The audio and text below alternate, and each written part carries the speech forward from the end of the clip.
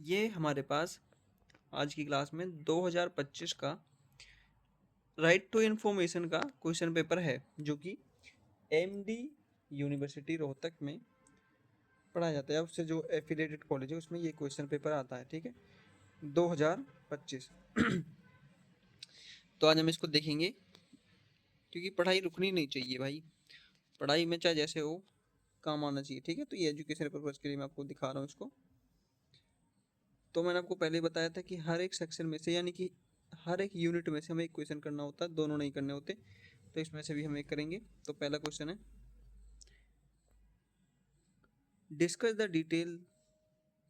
Discuss in detail the growth of RTI with the help, RTI मतलब right to information, with the help of international convention and declaration. Second question, what do you mean by right to information, discuss in detail its nature and scope. ठीक है,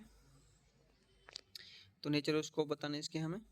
दूसरा question, subject to the provisions of this act all citizens shall have the right to information discuss, यानी कि सबके बारे में बताना हमें, ये किस किस को क्या है। फोर्थ क्वेश्चन है हमारा, what do you mean by proactive disclosure of information, discuss in detail the provisions of relating, provision relating to it. Unit third में से, यानी कि सेक्शन थर्ड में से हमारे पास है पांचवा छठा क्वेश्चन। इसमें मेनली हमें उसके बारे में बताना है, स्टेट के इंफॉर्मेशन कमिश्नर के बारे में, ये सेंटर के बारे में पूछा जाता है। तो इसमें स्टेट के बारे में कि discuss in detail the provisions relating to term of office, conditions of service and removal of state chief information commissioner और state information commissioner under the RTI act.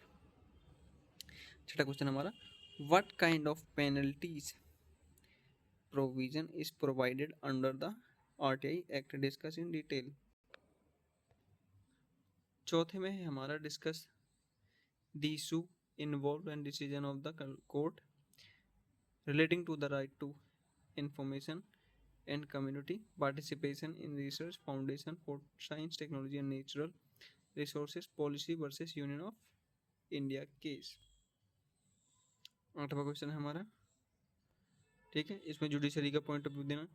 अब हम आते हैं थोड़े जो शॉर्ट होते हैं, यानी कि छोटे वाले क्वेश्चन होते हैं उनको लेकर, जिसमें शॉर्ट नोट लिखने होते हैं कि पहले बताओ एप्रोप्रिएट गवर्नमेंट क्या होती है, डिसप्रोपोर्शनेट डाइवर्जन ऑफ रिसोर्सेज क्या होते हैं।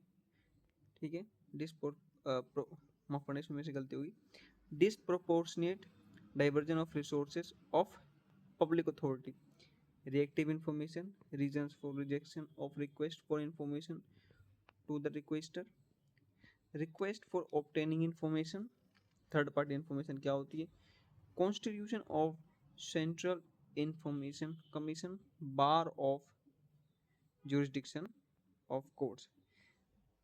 कुल मिला के मोटा मोटी ये है कि हमें बड़े वाले में से तो एक क्वेश्चन करना होता है, ये सारे करने होते हैं हमें, यानी कि जितने भी दे रखे हैं।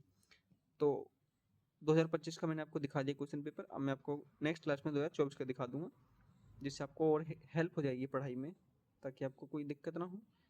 और आगे आप बताओ आपको कौन से क्वेश्चन पेपर चाहिए, वो भी मैं आपको प्रोवाइड कराऊंगा, और पढ़ाई में कुछ बाधा नहीं आनी चाहिए।